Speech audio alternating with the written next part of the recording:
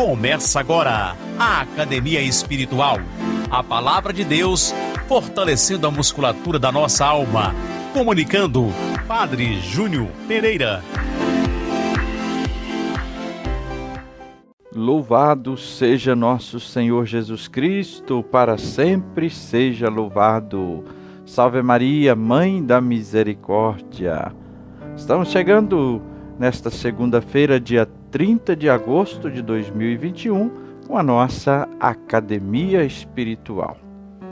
Vamos meditar e iniciar agora, nesses dias, o texto do Evangelho de São Lucas. Hoje, nossa reflexão está no capítulo 4, versículos 16 a 30. Proclamação do Evangelho de Jesus Cristo segundo Lucas.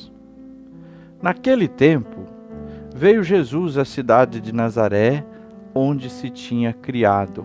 Conforme seu costume, entrou na sinagoga no sábado e levantou-se para fazer a leitura. Deram-lhe o livro do profeta Isaías. Abrindo o livro, Jesus achou a passagem em que está escrito: O Espírito do Senhor está sobre mim, porque Ele me consagrou com a unção para anunciar a boa nova aos pobres. Enviou-me para proclamar a libertação dos cativos e aos cegos a recuperação da vista, para libertar os oprimidos e para proclamar um ano da graça do Senhor.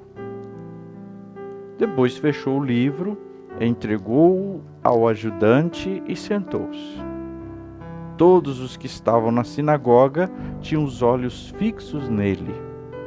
Então começou a dizer-lhes: Hoje se cumpriu esta passagem da Escritura que acabastes de ouvir. Todos davam testemunho a seu respeito, admirados com as palavras cheias de encanto que saíam da sua boca. E diziam: Não é este o filho de José? Jesus, porém, disse: Sem dúvida vós me repetireis o provérbio: Médico, cura-te a ti mesmo. Faz aqui também na tua terra tudo o que ouvimos dizer que fizestes em Cafarnaum. E acrescentou: em verdade vos digo, nenhum profeta é bem recebido em sua pátria. De fato eu vos digo, no tempo do profeta Elias, quando não choveu durante 3 anos e 6 meses, e houve grande fome em toda a região, havia muitas viúvas em Israel. No entanto, a nenhuma delas foi enviado Elias, senão a uma viúva que vivia em Sarepta, na Sidônia. E no tempo do profeta Eliseu, havia muitos leprosos em Israel. Contudo, nenhum deles foi curado, mas sim Naamã, o sírio. Quando ouviram essas palavras de Jesus, todos na sinagoga ficaram furiosos. Levantaram-se e o expulsaram da cidade. Levaram-no até o alto do monte, sobre o qual a cidade estava construída, com a intenção de lançá-lo no precipício. Jesus, porém, passando pelo meio deles, continuou o seu caminho. Palavra da salvação. Glória a vós, Senhor. Queridos irmãos, queridas irmãs, o episódio que nós lemos hoje narra um acontecimento na sinagoga em Nazaré da Galileia. Para entendermos isso, precisamos entender também a Galileia. Jesus está numa região de várias cidades em forma de círculo. Por isso, Galileia. Galil, em hebraico, vem de palavra círculo, né? Mas um dado ainda mais interessante é perceber que a Galileia era uma região de judeus, porém era um povo que estava cercado de pagãos, de outras cidades pagãs, de todos os lados. Jesus está em Nazaré da Galileia, naquela região pagã, mas numa sinagoga de judeus. E ali ele vai abrir os horizontes da missão, do propósito de Deus, que não é somente para aquele povo, mas para todos. Deus quer salvar toda a humanidade. Então, na sinagoga de Nazaré, Jesus faz um retrato do seu ministério, quando pega o livro do profeta Isaías e escolhe então o texto que foi citado no evangelho de hoje: o Espírito do Senhor está sobre mim. Jesus usa esse texto para revelar a sua identidade, para mostrar o sentido da sua presença e da sua missão aqui na terra. Ao fazer isso, Jesus descortina a possibilidade para a humanidade de assim reconquistar a dignidade de seres humanos. Na verdade, todo jubileu era uma oportunidade de reconquistar a dignidade e a libertação. E assim, Jesus propõe um jubileu de Deus para reconquistar a dignidade para os seres humanos. Ele é o jubileu, ele é o ano da graça de Deus para a humanidade. Essa posição apresentada por Jesus na sinagoga, depois de falar desse tempo da graça, mas cutucar os seus com a questão da universalidade da salvação, causa o risco da linchação de Jesus. Eles expulsam ele da cidade e querem empurrá-lo precipício abaixo.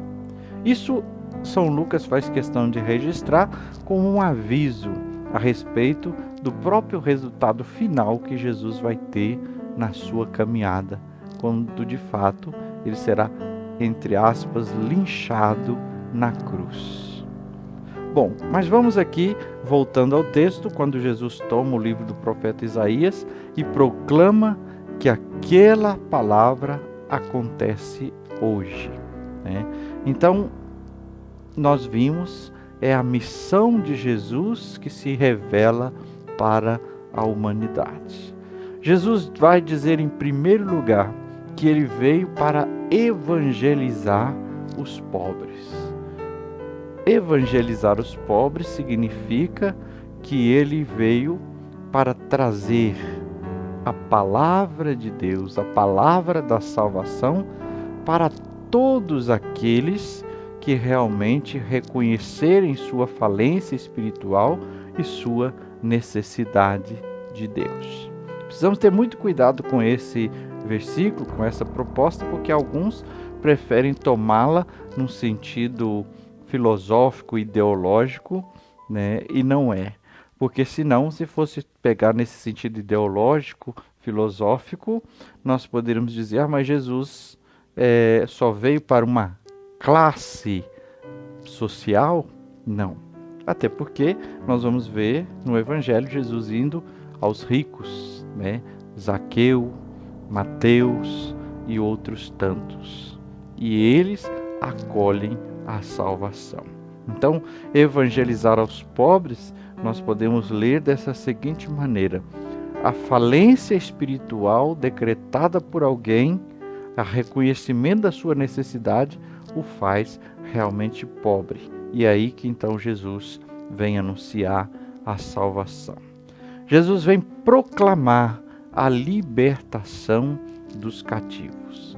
Essa libertação dos cativos também não é uma revolução social, embora o Senhor nos convida a todos a proclamarmos sempre a dignidade e a libertação do ser humano.